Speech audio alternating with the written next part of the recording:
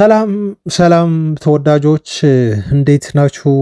የዓለም ዋንጫ ጨዋታዎች እየተካሄዱ ነው፣ ቀጥለዋል። ከዝውውር ዜናዎች ጎን ለጎን እንደው በጥቂቱም ቢሆን ትንሽ ደቂቃዎች እየሰጠን የዓለም ዋንጫ ጨዋታዎችን እየተመለከትን እየዳሰስን እንገኛለን። በተለይ እንደው አፍሪካውያን ኮኔክሽን ያላቸውን እና ከዩናይትድም ጋር አንዳንድ ተጫዋቾች አውትስታንዲንግ የሆነ እንቅስቃሴ እያሳዩ ያለበት ሁኔታ ይገኛል። የዩናይትድ ተጫዋቾች ለምሳሌ ትናንት ማቲያስ ኩኛ ስኮትላንድ 3-0 ብራዚል ስታሸንፍ ጎል አስቆጥረዋል። በሁለተኛ ተከታታይ ጨዋታ ላይ ጎል ሲያስቆጥር የብራዚልን ውጤት እና የአፍሪካውያኑን ውጤት በተለይ ትላንት ማለት ነው። አይ ቲንክ ደቡብ አፍሪካ ወደ ቀጣይ ዙር ማለፏን ትላንት አረጋግጣለች። 4 ነጥብ ይዛ አሸንፋ ያልተጠበቀ ውጤት ነው። ሃይቲ ፈተና ሆና ነበር ትላንት ለሞሮኮ። በነገራችን ላይ በጣም አስገራሚ የሆነ ጨዋታ ነበር፣ ጥሩ ጨዋታ ነበር። ግን ሞሮኮ ይህን ጨዋታ አሸንፋ ወደ ቀጣይ ዙር ማለፏን አረጋግጣለች። ዛሬ አይቬሪ ኮስት ትጠበቃለች። በጣም ቀላል ጨዋታ ይሆንላታል ተብሎ ወደ ቀጣይ ዙር አሸንፋ እንደምታልፍ የዓለም ዋንጫውን በመጠኑ የምንዳስሰው ነው የሚሆነው። ከዚህ ዓለም ዋንጫ ውጭ ደግሞ የተለመዱ የዝውውር ዜናዎች አሉን ቤተሰቦቻችን። በተለይ በአጥቂ መስመር ላይ ዩናይትድ እንደው ማርከስ ራሽፎርድን ማቆየት አለበት ወይስ ሰመርቪልን ማስፈረም አለበት ለሚለው ፖል ስኮልስ የግል ሀሳቡን ሰጥቷል። እሱ ያለውን ነገር እነግራቸዋለን። ከዛ ውጪ የዩናይትድ ስም በአጥቂ ቦታ ላይ ከሁለት ተጫዋቾች ጋር አሁንም ተያይዞ ቀጥሏል። አንደኛው የፖርቶ ብራዚላዊ ጎሜስ የሚባል አጥቂ ሲሆን ሌላኛው ብራዚላዊ ተጫዋች ደግሞ ቪኒሲየስ ጁኒየር ስሙ ከማንቸስተር ዩናይትድ ዝውውር ጋር እየተነሳ ነው የሚገኘው። ቪኒሲየስ ጁኒየር ሪያል ማድሪድን ሊለቅ ይችላል ወይም ሪያል ማድሪዶች ሊሸጡት ይችላሉ ስላችሁ ዝም ብዬ በሩመር ደረጃ የተነሳ ወሬ አይደለም። በጣም ተጨባጭ የሆነና ወደ ዩናይትድ ሊመጣ የሚችልበት እድል እንዳለ ይህን ዜና ነግራችኋለሁ።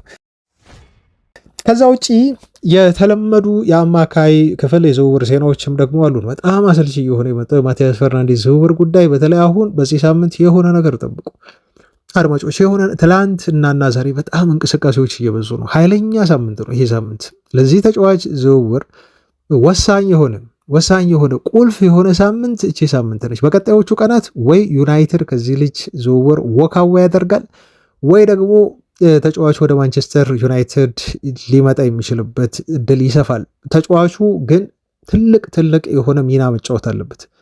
ይህን ዝውውሩን ለመፈጸም ተጫዋቹ ምን ያህል ቁልፍ እንደሆነ ነግራቸዋለሁ። በተለይ አምና የፈጸምናቸውን የቤንጃሚን ሼሽኮን ምሳሌ እያነሳው ቤንጃሚን ሼሽኮ ከኒውካስል ዩናይትድ ጋር እንደው ልጁ ሲፎካከሩ ከዩናይትድ ጋር ኒውካስሎች ልጁን ለማስፈረም እንዴት ኒውካስልን ኢግኖር አድርጎ እንዴት ማንቸስተር ዩናይትድን እንደመረጠ ሼሽኮ በጉልበቱና ተጫዋቹ በፍላጎቱ የዩናይትድን ዝውውር እንዳሳካ ነግራቸዋለሁ። ኒውካስሎች ከፍተኛ ገንዘብ ቢያቀርቡም እንኳን እና ዩናይትድን የተደራደረበትን እና ዝውውሩን የጨረሰበት መንገድ በራሱ በጣም አስገራሚ ነበር። በነገራችሁ ላይ ሼሽኮ እና ይሄ ነገር በማቲያስ ፈርናንዴዝ ዝውውር ላይ ካልተከሰተ ልጁ ፕሬዠር የማያሳድር ከሆነ ዌስትሃም ላይ እና ወኪሉ በተለይ አደገኛው ወኪል ጆርጌ ሜንዴስ ላይ ተጫዋቹ ጫና ካላሳደረ በስተቀር ልክ እንደ ሼሽኮ ሁሉ የዩናይትድ ዝውውሩ አደጋ ውስጥ ወድቋል። ምክንያቱም ቶተንሃሞች እንዲህ እየዘገኑ ነው ገንዘብ እየሰጡ ያሉት ደሞዙን በሉ ከእንደገና ዌስትሃም ዩናይትድ የሚጠይቀውን 85 ሁሉ አሉ። ስካይ ስፖርት ትላንት አለ ይሄን 85 ሊከፍሉ እኮ ነው። አንድ ዓመት ብቻ ላሳየ የአንድ ሲዝን የፕሪሚየር ሊግ ተጫዋች ራሱን በአንድ ዓመት ውስጥ ላሳየ ልጅ የአንድ ዓመት ተጫዋች ልጅ 85 ሚሊዮን ፓውንድ እንከፍላለን ብለው ቶተናሞች እሺ ብለዋል። ድርድር ውስጥ ገብተዋል ከዌስትሃም ጋር። ዩናይትድስ ምን እየሰራ ነው? ከዜናው ላይ በጣም ብዙ ነው ያወራሁት ስለዚህ ጉዳይ በተለይ በጣም በዝርዝር ጉዳዮችን ከዜናው ላይ ዩናይትድ ምን እያደረገ እንደሆነ በዚህ ተጫዋች ዙሪያ የምነግራችሁ ነው የሚሆነው። አድማጮቼ አብራችሁኝ ብቻ እናንተ ቆዩ። የተለመደ ፍቅራችሁ ግን አይለኝ። ላይክ ያንሳል። ቤተሰቦቻችን 700 800 900 ላይክ እየሰጣችሁ ነው ሰሞኑን። ለምን 1000 አንቅብም? 1000 መግባት እንችላለን። ምክንያቱም ዜናዎቻችንን የምታየው ቤተሰቦቻችን በትንሹ 7000 ቤተሰቦች አሏችሁ የምትከታተሉ። ከ7000 እኮ ከ7 ሰው አንድ ሰው ብቻ ላይክ ያድርግ እያለን ነው እና አንድ ሰው ላይክ ካደረገን 7000 አንድ ኬ ላይክ ይሰጠናል። 1000 ላይክ በቀላሉ ማግኘት እንችላለን። ለማንኛውም አብራችሁን ሁኑ። መልካም ቆይታ። የዓለም ዋንጫው አስደናቂ ክስተቶች አሁንም ቀጥለዋል። በተለይ የአፍሪካ ቡድኖች በዚህ የዓለም ዋንጫ ላይ በጣም ጥሩ ጉዞ እያደረጉ ይገኛሉ። የተሳታፊ ሀገራት ቁጥር ከመብዛትም አንጻር በተለይ በጣም ጠንካራ የሆኑ ውጤቶች ከአፍሪካውያን ሀገራት እየተመዘገቡ ነው የሚገኙትና ትላንት ያልተጠበቁ ድሎች ነበሩ። በእርግጥ ሞሮኮ ሃይቲን ስትገጥም እንደው እዚህ ጨዋታ ላይ አልተቸገረችም ብሎ ማለት በጣም ይከብዳል። ምክንያቱም ሃይቲዎች የተሸነፉት 4-2 በሆነ ውጤት ነው። ነገር ግን በፈርስት ሀፍ የጨዋታው ሴሽን ላይ በተለይ ሃይቲዎች በጣም ሞሮኮን የሚያሰጋ እንቅስቃሴ ያሳይተው ነበር። በጣም የሚያስደንቅ ጎሎችን ማስቆጠር ችለዋል። ለምሳሌ ሃይቲዎች 1-0 መሪ ያደረጋቸውን ጎል በ9ኛው ደቂቃ ላይ በጆሴፍ አማካይነት እንዲሁ ማስቆጠር ቻሉ። ከዛ እረፍት ሊወጡ እንግዲህ በ40ኛው ደቂቃ ሲቃረብ አካባቢ ሀኪሚ አንድ ጎል አስቆጠረና እንዲሁ ሞሮኮን አቻ ማድረግ ቻለ። በ43ኛው ደቂቃ ላይ ደግሞ ሃይቲዎች በጣም አስደናቂ ጎል ነው ያስቆጠሩት። በነገራችሁ ላይ ይህን ጎል እንደው የተመለከታችሁ ቤተሰቦቻችን ካላችሁ በዚች ጎል ውበት እንዲሁ ሳትደነቁ አልቀራችሁ። ኢስዶርፍ ተብሎ ይጠራል። በ43ኛው ደቂቃ ላይ በጣም አክሮ የመታው ኳስ ከሞሮኮ መረብ ላይ አርፎ የሞሮኮ ብሔራዊ ቡድን ደጋፊዎች ሁሉ ሳይቀር በአድናቆት እጃቸውን ለዚች ጎል ያውለበለቡበትና ምን አይነት ማራኪ ጎል እንደሆነች እንዲሁ በሪያክሽናቸው ያሳዩበት ጎል ነበረ። ግን ችግሩ ሞሮኮ የአቻነቱን ጎል ለማስቆጠር ብዙም ጊዜ አልፈጀባትም እና በ45 ሲደመር ኤክስትራ ታይም ላይ ሀኪሚ አሲስት ያደረገውን ኳስ ሳይባሪ ያስቆጠረው እና እንዲሁም ሞሮኮ በአቻው ውጤት የመጀመሪያውን ፈርስት ሃፍ አጠናቀቀች ማለት ነው እና በጣም ማራኪ ክፍት የሆነ ጨዋታ ደግሞ ሃይቲዎች እንደው እጅ ያልሰጡበትና በጣም ግሩም ጎሎችን ያስቆጠሩበት ረፍት ሆኖ ረፍቱ ተጠናቀቀ። ከረፍት በኋላ ግን ያለው በሙሉ ያው የሞሮኮ ነው። ምክንያቱም 2 ጎል ያስቆጠሩ ሞሮኮዎች ብራሂሚ በ78ኛው ደቂቃ ላይ ሞሮኮን መሪ ያደረገች ጎል እንዲሁም ማስቆጠር ቻለ። 3-2 ሆነ። ከዛ 89ኛው ደቂቃ ላይ ኦልሞስት ባለቀ ሰዓት ያሲኒ ለሞሮኮ ብሔራዊ ቡድን 4ኛውን እና እንደው ፎይታ የሰጠችን ጎል አስቆጥሮ ሞሮኮ ከጨዋታው ሙሉ 3 ነጥብ ይዛ ወጥታለች። ወደ ቀጣይ ዙር ማለፏንም ያረጋገጠች ሀገር ሆናለች ማለት ነው። የሃይቲዎች ጥረት ግን ትላንት በጣም የሚደነቅ ነው። ቤተሰቦቻችን ከውብ ጎሎቻቸው ጋር አብሮ በርካቶች አድናቆት ሰጥተዋቸዋል። ከዛ ውጭ ሌላኛዋ አፍሪካዊት ሀገር ሳውዝ አፍሪካ ነች። ያልተጠበቀ ውጤት ሳውዝ አፍሪካ አስመዝግባለች። ሳውዝ ኮሪያን ነው ትላንት ማሸነፍ የቻለችው። በማሴኮ 63ኛው ደቂቃ ላይ ባስቆጠራት ብቸኛ ጎል ነው ደቡብ አፍሪካ በጣም ጠባብ በሆነ ውጤት አሸንፋ መውጣት የቻለችው እና አሁን ከምድቧ ቤተሰቦች እንደው ከምድቧ ባለፈው አቻ የወጣችበት ጨዋታ በጣም ጠቅሟታል እና አቻ እንኳን ምን ያህል ዋጋ እንዳለው በዚህ ዓለም ዋንጫ ትረዳላችሁ። ወደ ቀጣይ ዙር አትሊስት ቢያንስ እንደው የደቡብ አፍሪካ ብሔራዊ ቡድን ማለፉን ኦልሞስት ያረጋገጠ መስሏል። ጥሩ ሶስተኛም ሆኖ የሚያልፍበት እድል በጣም ሰፊ ስለሆነ ደቡብ አፍሪካውያን ትላንት አሸንፈዋል። ከብዙ የአፍሪካ ሀገራት ተቃውሞ ቢገጥማቸውም በተለይ ከኛ እዚሁ ሀገር ውስጥ ያለን እግር ኳስ ተመልካቾች በዜጎቻችን ላይ ሀገራቸው ላይ በሚያደርሱት መጥፎ የሆነ ጥቃት ምክንያት ከደቡብ አፍሪካ በተቃራኒ ቆመናል። ትላንት ግን ደቡብ አፍሪካውያኖች አሸንፈው እንደው ወደ ቀጣይ ዙር ለማለፍ በጣም ከጫፍ የደረሱ ኦልሞስት ያረጋግጡ መስለዋል። የትላንትናው ትልቁ ርዕስ ግን ስኮትላንድ እና ብራዚል ያደረጉት ጨዋታ ነበር። አይ ቲንክ ይህን ብዙ አድማጭ ተመልካቾቻችን የተከታተላችሁት ጨዋታ ይመስለኛል። ሰዓቱ እንደሁ ጥሩ ባይሆንም ብራዚል 3-0 በሆነ ውጤት ያሸነፈችበት ጨዋታ ነው። ይሄ ጨዋታ እንግዲህ በተጠበቀው መልኩ በብራዚል አሸናፊነት ተጠናቋል። ቪኒሺየስ ጁኒየር ደግሞ የጨዋታው ኮከብ ተብሏል። በ7ኛው ደቂቃ ላይ ብራዚልን መሪ ያደረገች ጎል ቪኒሺየስ ጁኒየር ማስቆጠር ቻለ። ተጫዋቹ በ22ኛው ደቂቃ እንደዚሁ ሌላ ጎል ማከል ችሎ ነበር። ነገር ግን ይሄ ጎል በቫር ከተመለከተው በኋላ ቫር ሊሽረው ችሏል። ከዛ ጨዋታው እንዲሁ 1-0 በሆነው ውጤት ከመጠናቀቁ በፊት እንደው ረፍት ሳይወጡ 45 ሲደመር 3 በጭማሪ ደቂቃ ላይ ቪኒሺየስ ሁለተኛ ጎል ለብራዚል እንዲሁ አስቆጠረና ብራዚል 2-0 በሆነ ውጤት የመጀመሪያውን ሀፍ አጠናቀቀች። ከረፍት ሲመለሱ ደግሞ ማቲያስ ኩኛ ለማደኛው የብራዚል ብሔራዊ ቡድን ጎል አስቆጣሪ ነው። ሰሞኑን እንግዲህ ቪኒ እና ኩኛ ናቸው ጎል እያስቆጠሩ የሚገኙት ለብሔራዊ ቡድኑ። በ61ኛው ደቂቃ ላይ ማቲያስ ኩኛ በግሩም ሁኔታ አሲስት ተደርጎለት ከኒውካስል ዩናይትዱ ጊማሬሽ ነው በጣም ጥሩ ኳስ አሲስት ያደረገለት። ኩኛ ደግሞ ችን ኳስ ወደ ጎልነት ቀይሯት ብራዚል 3-0 በሆነ ውጤት እንድታሸንፍ ሶስተኛውን ጎል አስቆጥሮ ጨዋታው በዚህ ውጤት ተጠናቀቀ ማለት ነው እና ትላንትም ብራዚላውያን የለመዱትን ይሄ ሰርፍ ዳንስ በተለይ በኩኛ አማካኝነት ኩኛ እንግዲህ በደንብ አድርጎ አሜሪካ ላይ እየደነሰባት ይገኛል። ተጫዋቹ በጣም አስደናቂ የሆነ የዓለም ዋንጫ እያሳለፈ ነው የሚገኘው። 76 ደቂቃዎችን ተጫወተ። 92% ፓስ አኪዩሬሲ ነበረው። አንድ ጎል አስቆጠረ። 5 ሙከራዎችን ተጫዋቹ ሞክሯል። 2 የተሳኩ ድሪብሎችን አድርጓል። 2 ሙከራዎችን አድርጓል። ኔይማር ግን ቪኒሺየስ ጁኒየር ግን የጨዋታው ኮከብ ነበር።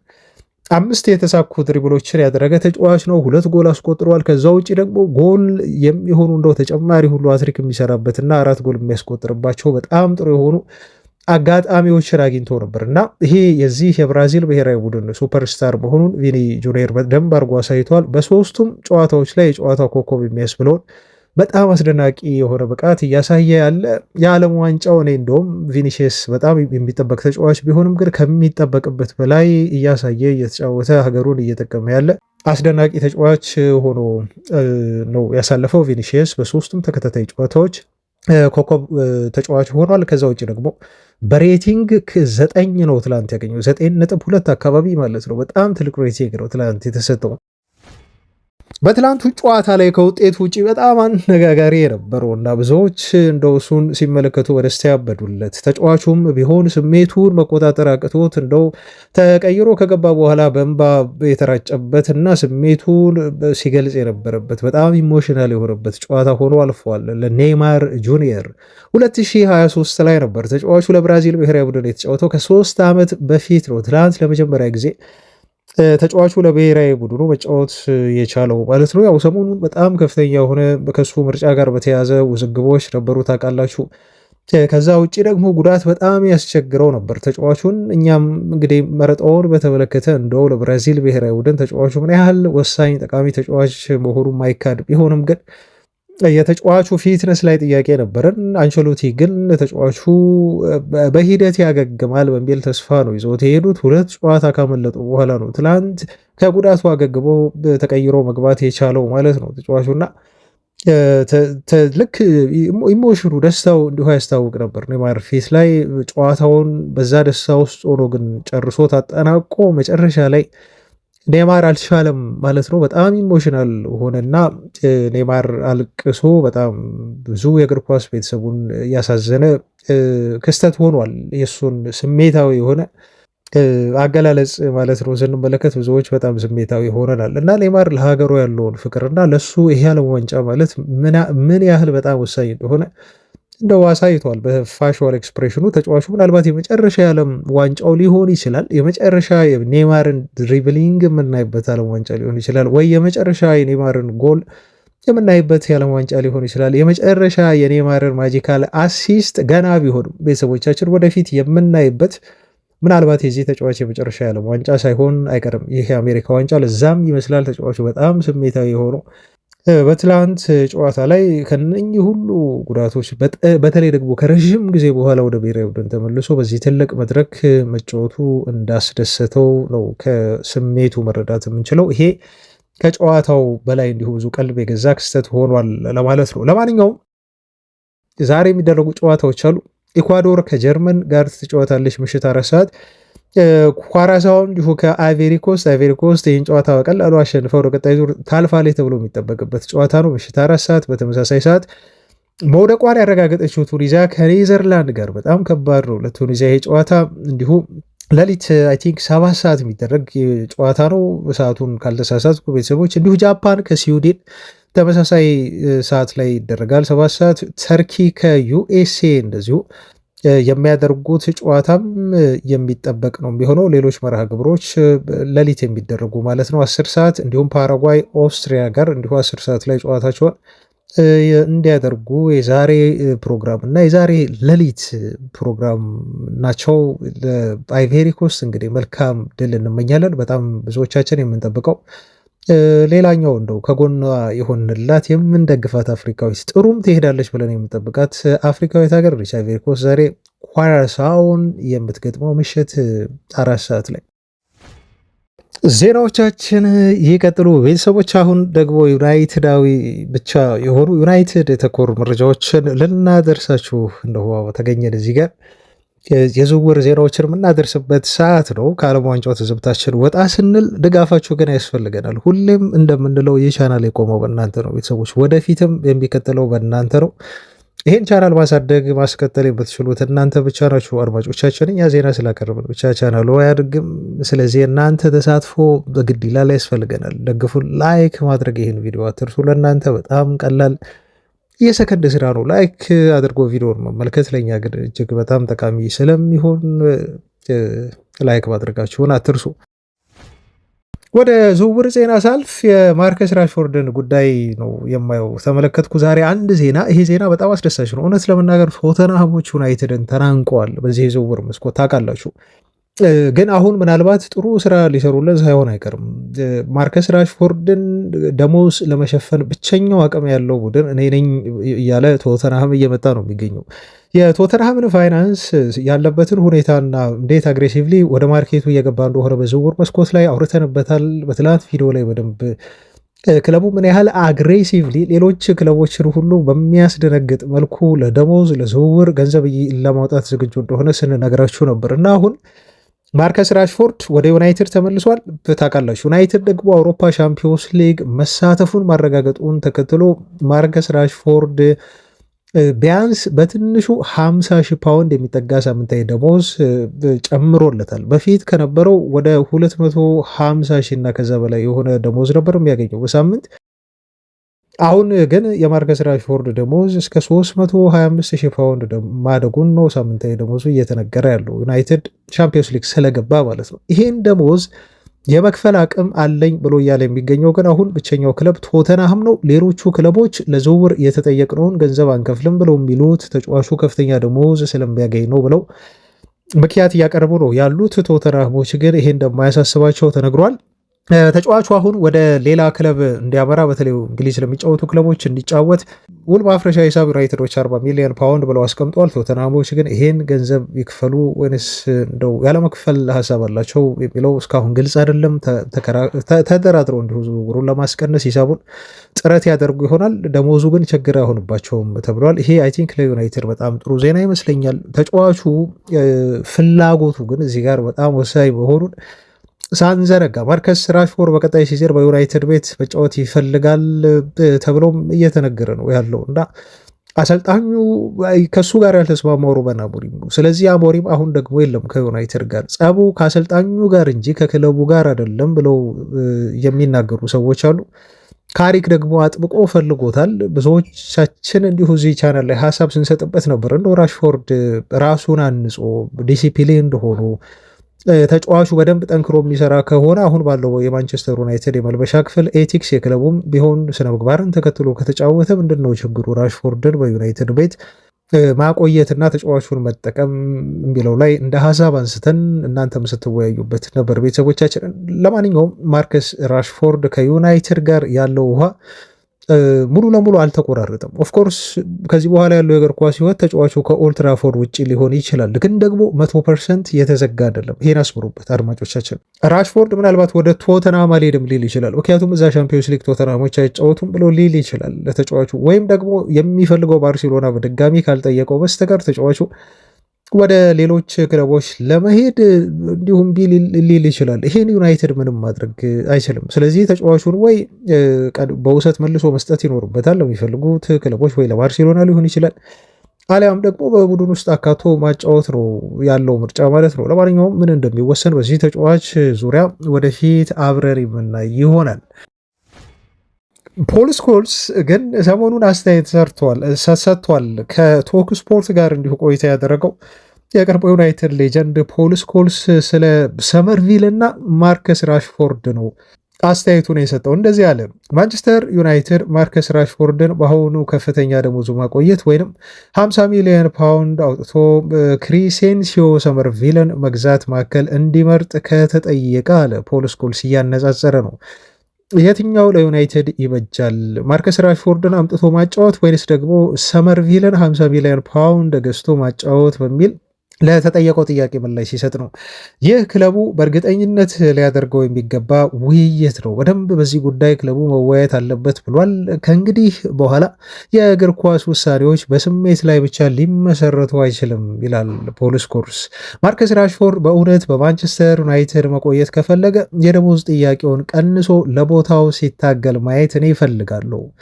ክለቡ ለዓመታት ከጎኑ ቆሟል። ነገር ግን በሜዳ ላይ የሚታይ ብቃት ከሚከፈለው ደሞዝ ጋር መመጣጠን ያለበት ደረጃ ላይ ሊደርስ ይገባል ሲል ነው ስኮልስ ስለ ማርከስ ራሽፎርድ ያለውን ሀሳብ በግልጽ ያስቀምጠው። ስለ ሰመርቪልም መናገሩን ይቀጥላል። ሰመርቪል እንደ ራሽፎርድ በክለቡ ውስጥ ትልቅ ታሪክ ላይኖረው ይችላል። ነገር ግን እሱ በጣም ወጣት ነው። እንዲሁ ለድል የተራበ ተጫዋች ነው። እናም ራሱን ለማረጋገጥ የሚፈልግ ተጫዋች ነው። አንዳንድ ጊዜ ይህ የመራብ ስሜት፣ ጉጉት፣ ለመጫወት ያለ ፍላጎት ከስምና ከታናሽነት በላይ ዋጋ ያለው ነው በሚል ነው ምን ያህል ተነሳሽነት ለማርከስ ራሽፎርድ በጣም ወሳኝ እንደሆነ ለዩናይትድ ድጋሚ መጫወት ከፈለገ ይሄ ራሽፎርድ ጋር ያሌለው ተነሳሽነት ደግሞ ሰመርቪል ጋር ሊኖር እንደሚችል በንጽጽር ፖል ስኮልስ ሁለቱን ተጫዋቾች እያነሳ አስተያየት የሰጠው እንደዚህ ሲልም ያክላል። ለደጋፊዎች የሚከብደውና የማይመቸው ጥያቄ ግን ይህ ነው። ራሽፎርድ የክለቡ አካዳሚ ውጤት ባይሆን ኖሮ በአሁኑ ሰዓት በ50 ሚሊዮን ፓውንድ ሰመርቪል ይልቅ እሱን የሚመርጥ ሰው ይኖር ነበር። መልሱ አዎ ይሄዳል የሚል እምነት የለኝም በሚል ነው ማለት ነው። እዚህ ተጫዋች ዝውውር ዙሪያ የቀድሞ ዩናይትድ ሌጀንድ ተጫዋች ፖል ስኮልስ አስተያየቱን እንዲሁ የሰጠው። በዚሁ የማንቸስተር ዩናይትድን የአጥቂ መስመር የዝውውር ዜናዎች እናድርሳችሁ። በኋላ ስለማንመለስበት አድማጮች በዚሁ ዘግተን ይህን ጉዳይ እንሂድና የዩናይትድ የአጥቂ መስመር የዝውውር ዜናዎች ትላንት በተለይ በደንብ በስፋት ወጥተዋል እና እነሱን ማድረስ ይኖርብኛል። አንደኛው የፖርቶ የክንፍ አጥቂ መስመር ተጫዋች ስም ከዩናይትድ ጋር ተደጋግሞ መነሳቱ ነው። ትላንትም ይህን ዜና ተመለከትኩኝ። ዜናውን ያወጡት ደግሞ በጣም የሚታመኑ ከፖርቱጋል ወገን ያሉ የዜና ምንጮች ናቸው። ፖርቱጋላዊ የክንፍ መስመር ተጫዋች ለፖርቱጋሉ ፖርቶ የሚጫወት የክንፍ መስመር ተጫዋች ነው። ዜግነቱ ደግሞ ብራዚላዊ ነው ልጁ ዊሊያም ጎሜስ ተብሎ ይጠራል። ይህን ተጫዋች ለማስፈረም ብዙ ክለቦች ፍላጎት አሳድረዋል። ከነኚህ ክለቦች መካከል አንዱ ማንቸስተር ዩናይትድ ነው ተብሎ ነው የብራዚላዊውን ክንፍ ተጫዋች ፊርማ ለማግኘት ዩናይትድ እየተፎካከረ እንደሆነ መረጃዎች የወጡት። ከዚህ በፊትም ዜናውን አድረሰናቸዋል። እውነት ለመናገር ዩናይትድ ብቻ አይደለም፣ ቼልሲ፣ ጁቬንትስ እና ሮማ ይፈልጉታል ተብሎ ነው የተገለጸው። ገና 20 ዓመቱ ነው ተጫዋቹ። አትሌቲኮ ማድሪድ ሁሉ ይፈልገዋል ተብሏል። ከነኚህ ክለቦች ውጭ የፕሪሚየር ሊግ ክለቦችም ሌሎች በርካቶች አሉ ከዩናይትድ ጋር የተሰለፉ። የመሸጫ ዋጋው ደግሞ ተጫዋቹ 45 ሚሊዮን ዩሮ ይሆናል ተብሎ ተቀምጧል። ይሄ ዋጋው ነው እንግዲህ በትራንስፈር ማርኬት የተቀመጠ ዋጋ ነው። ነገር ግን ኮንትራቱ ማፍረሻ ሂሳብ አለው። እሱም 80 ሚሊዮን ዩሮ ነው ተብሎ ተገልጿል። እንግዲህ ክለቦች የሚሉት ወይም ትራንስፈር ማርኬት የሚለው 45 ሚሊዮን ዩሮ ይሄ ልጅ ለማግኘት በቂ ነው ይላል። ውሉ ደግሞ 80 ሚሊዮን ዩሮ ውል ማፍረሻ አለው ይላል የፖርቶ ኮንትራት ላይ። ስለዚህ አሁን ክለቦች በእነኚህ ሂሳቦች መካከል ነው የሚጫወቱት ማለት ነው። በእርግጥ ነው ከ45 ሚሊዮን ዩሮ በላይ ገንዘብ ያቀረቡ ክለቦች ተጫዋቹን የማግኘት እድል አላቸው። ለምሳሌ ቼልሲ ይህን ያህል ገንዘብ ሊከፍል ነው ተብሎ 60 ሚሊዮን ዩሮ ሊያቀርቡ እንደሚችሉ ለዝውውሩ ተጠቅሷል። ሌሎች ክለቦች ዩናይትድን ጨምሮ ግን ምን ያህል ይህን ተጫዋች ለማግኘት መስዋዕትነት እንደሚከፍሉ ምን ያህል ገንዘብ ለማውጣት ጥረት እንደሚያደርጉና የፍላጎታቸው ልክ ጥንካሬ እስካሁን ድረስ የተገለጸ ነገር የለም። ቼልሲዎች ግን እስከ 60 ሚሊዮን ዩሮ ለማቅረብ ፈቃደኛ እንደሆኑ ተገልጿል። አሳዳጊ ክለቡ ሳኦ ፖሎም ከዝውውሩ ወይም ከሽያጩ ገቢ ስለሚኖረው ነው ከዚህ በላይ ገንዘብ ከ45 ሚሊዮን ዩሮ በላይ ያወጣል ተብሎ እስከ 60 እየተተመነ የሚገኘው ብራዚላዊው ጎሜስ ስም ከዩናይትድ ዝውውር ጋር እየተነሳ ነው። ተጫዋቹ ከክንፍ አጥቂነት እየተነሳ ጎል የሚያስቆጥር ጥሩ የአጥቂ ተጫዋች በሆኑ ተከትሎ ዩናይትድ ይፈልገዋል ተብሏል። ሌላው በጣም አስገራሚ ዜና የቪኒሺየስ ጁኒየር ነው። ቪኒሺየስ ጁኒየር ስሙ ከዩናይትድ ጋር ተያይዟል። በእርግጥ ይህን ዜና አድማጮቻችን እንደው በጣም ሲሪየስ ዜና አድርጋችሁ እንድትወስዱት አልፈልግም፣ ግን ደግሞ እንደው አንድ የትዊተር ተባራሪ የሆኑ ዜና ምንጮች ነበሩኝ። እነኚህ የትዊተር ተባራሪ ዜና ምንጮች ዜናውን ሲያቀርቡት አሁን አይደለም፣ ዛሬ አይደለም፣ ቆይቷል። ከሳምንት በፊት ነው ይህን ዜና የሰሩት። ዩናይትድ ይሄን ልጅ ሊያስፈርመው ይችላል እና በጣም አስገራሚው ሰርፕራይዚንግ የሆነ ፈራሚ ሊሆን ይችላል ለማንቸስተር ዩናይትድ። በዚህ ጉዳይ ላይ ዩናይትድ ሰዎች እየሰሩበት ነው። ከመጋረጃ ጀርባ ቪኒሲየስ ጁኒየርን ወደ ኦልትራፎርድ ለመውሰድ ጠንከር ያለ የዝውውር ጥያቄ ያቀርቡና ደጋፊውን እንደው ሰርፕራይዝ ሊያደርጉ ሊያስገርሙ ነው በሚል ነው ይህን ዜና ያወጡት ማለት ነው። ከዛ የብሔራዊ ቡድን አጋሩ ማቲያስ ኩኛ አለ። ማቲያስ ኩኛ ደግሞ በዚህ ተጫዋች የዩናይትድ ዝውውር ላይ በደንብ አድርጎ ልጁ ወደ ዩናይትድ እንዲመጣ እያሳመነው እየሰራ ነው እና ቪኒሲየስ ጁኒየር ወደ ማንቸስተር ዩናይትድ ሊመጣ ይችላል። ይህን ዜና በሰበርነት በተከታዮቹ ቀናት ውስጥ ትሰሙታላችሁ የሚል ዜና ነበር የቀረበው። አሁን ይህን ዜና አሁን እኔ የነገርኳችሁን ነገር የሰማሁት ከሳምንት በኋላ ነው። በነገራችሁ ከሳምንት በፊት ነው የሰማሁት ዜናውን ማለት ነው። አሁን ከሳምንት በኋላ ግን ትላንት በጣም በሚታመኑ የስፔን ሚዲያዎች የስፔን ጋዜጦች ዜና ይዘው ወጡ። ይሄ ዜና ለምሳሌ አንዱ በራሞን አልቫሬዝ የወጣ ነው። ራሞን አልቫሬዝ ምን አለ መሰላችሁ? እስከ 2027 ድረስ በሪያል ማድሪድ ቤት የሚያቆይ ኮንትራት አሁን ቪኒሲየስ ጁኒየር አሉ። ኦልሞስት እኮ በቃ አለቀ። ተጫዋቹ ከቀጣዩ ሲዝን በኋላ በሪያል ማድሪድ ቤት እሱን ለማቆየት በጣም አስቸጋሪ ነው የሚሆነው። 2027 ክረምት ላይ ልጁ ፍሪ ኤጀንት ሆኖ ሪያል ማድሪድ የሚለቅበት እድል በጣም ሰፊ ነው። ምክንያቱም በኮንትራቱ ላይ አዲስ ሲደራደር ከሪያል ማድሪዱ ፕሬዚዳንት ፍሎሬንቲኖ ፔሬዝ ጋር 30 ሚሊዮን ዩሮ ክፈለኝ ነው በአመት ብሎ ያለው ተጫዋቹ 30 ሚሊዮን ዩሮ ይከፈለኝ ደሞዝ ብሎ ጠይቋል ተባለ። አሁን ይህን 30 ሚሊዮን ዩሮ ግን ፔሬስ ፍጹም ልከፍል አልችልም፣ ከፈለክ በ15 ሚሊዮን ዩሮ ተጫወት የሚል እንደዚሁ ሀሳብ አቀርቡለት ተባለ። ሪያል ማድሪድ ቤት በ15 ሚሊዮን ዩሮ እየተከፈላቸው የሚጫወቱ በጣም በርካታ ተጫዋቾች አሉ። ኢቨን በኋላ እንመለከተው ይሆናል የኦሪሊየን ቹዋሜኒ ደሞዝ ሁሉ ማድሪድ ቤት እጅግ በጣም ከፍተኛ ነው፣ እንኳን ቪኒሲየስ ጁኒየር ደሞዝ ማለት ነው። እና ይህን ተጫዋች በ8 ሚሊዮን ዩሮ እየከፈለ ማጫወት ምን ያህል ከባድ እንደሆነ አስቡት። 15 እናደርግልህ አሉት። ልጁ ግን ፍጹም 30 ሚሊዮን ዩሮ ዓመታዊ ደሞዝ እንዲሁ ይገባኛል ሲል ለክለቡ ሰዎች ጥያቄውን ያቀርባል። አልተስማሙም እነሱ በዚህ ሁኔታ። አሁን ኮንትራቱ ሊያልቅ ተቃረበ ማለት ነው። ያለፉትን ዓመታት እንደው ሲነጋገሩ ምን ሲሉ ነበር ከልጁ ጋር እና አሁን ምን ተፈጠረ መሰላችሁ? ትላንት በብሬኪንግ የተወራው ምናልባት ዜናውን ሰምታችሁ ከሆነ በተለይ ትዊተር ላይ በጣም በብዙ ተሰራጨ እና ልጁ አሁን በቃ ማድሪድን ለመልቀቅ ኦልሞስት የወሰነ ይመስላል ሁሉ ቪኒሲየስ ጁኒየር አዲስ ኮንትራት ማድሪዶች አሁን አቅርበውለት ለሱ 30 ሚሊዮን ዩሮ እየሰጡ ሊያራዝሙለት ፈቃደኛ አይደሉም። ልጁ ደግሞ እልህ ውስጥ የገባ ይመስላል። እስካሁን ድረስ ያጫወታችሁኝ በነፃ ነው የሚል ሁሉ ሀሳብ አለው ቪኒሲየስ ጁኒየር ለሌሎች ተጫዋቾቻቸው ከሚከፍሉት ገንዘብ አንጻር። ስለዚህ ማድሪድ ቤት አሁን ምን አይነት ስጋት ተፈጠረ ማለት ነው? አይ ይሄ ልጅ ኮንትራቱን የሚፈርም አይመስልም። ከዚህ በፊት የሚፈርም መስሏቸው ነበር። አሁን ግን ሊያልቅ እየተቃረበ ሲመጣ ይሄ ነገር በጣም አስጊ ነው። ቪኒሲየስ ጁኒየርን የሚያክል ትልቅ ተጫዋች ሌላ ቦታ እንደው 330 ሚሊዮን ዩሮ ከፍሎ እሱን የሚያጫወቱ ክለቦች ብዙ አሉ።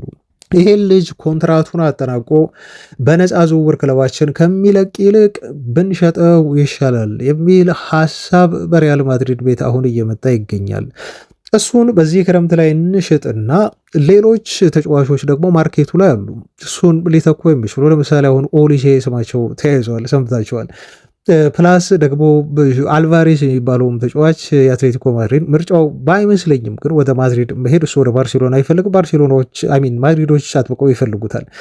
ስለዚህ ማድሪድ ቤት የተያዘው እቅድ ምንድን ነው? ቪኒሲየስ በነፃ ከሚለቅብን ይልቅ ተጫዋቹን አሁን ሸጠነው በሱ ምትክ ኦሊሴን ወይም ደግሞ ጁሊያን አልቫሬስን ወር ደግሞ ሰንበዲ የሆነ ተጫዋች እናስፈርም በትልቅ ብር የሚል ውሳኔ ላይ ደርሰዋል ብለው ነው ያሉት ማለት ነው። ስለዚህ ከዩናይትድ ጋር የሚነሳው የተጫዋቹ ስም በዚህ ምክንያት ነው። ቤተሰቦቻችን ይሄ ተጫዋች ለማርኬት የሚቀርብ ከሆነ ኢማጅን አስቡት፣ ዩናይትድ የግራ ክንፍ የአጥቂ መስመር ተጫዋች ይፈልጋል ማርኬቱ ላይ እና ቪኒሲየስ ጁኒየርን ለማስፈረም የማይመለከትበት ምንም ምክንያት የለም። ከሳምንት በፊት የተነገረውን ዜና አሁን ትላንት ደግሞ ከማምናቸው የሪያል ማድሪድ የዜና ምንጮች ተጫዋቹ ለሽያጭ በሪያል ማድሪድ እንደሚቀርብና ኮንሲደር ሊያደርጉት እንደሚችሉ ሽያጩን ዜና ስሰማ ሁለቱን ዜናዎች እንዲሁ ሳገጣጥም እዚህ ሩመር ላይ እውነትነት ሊኖር ይችላል። እውነትም ዩናይትድ ቪኒሲየስ ጁኒየር ለገበያ ቀርቦ የትኛውም ዋጋ ይኖረው ቤተሰቦቻችን 150 ሚሊዮን ሊባል ይችላል ዋጋው።